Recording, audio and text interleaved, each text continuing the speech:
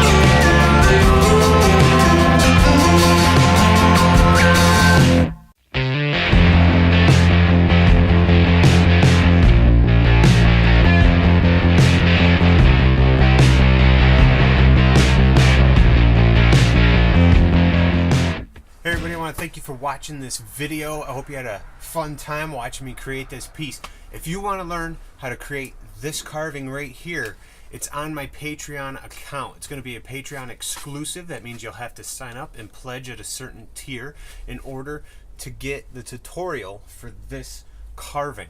You guys just watched it all in high speed. We had a lot of fun with that, and if you just want to see it that way, totally fine. Be sure to give the video a thumbs up, and if you haven't already, hit subscribe. But for those of you that want to go a little further, see more detail, or even just support this channel and my work, go to the Patreon account. That's the place where you can do that and you can help me out. And yeah, I'll see you guys in the next video. Thanks for watching.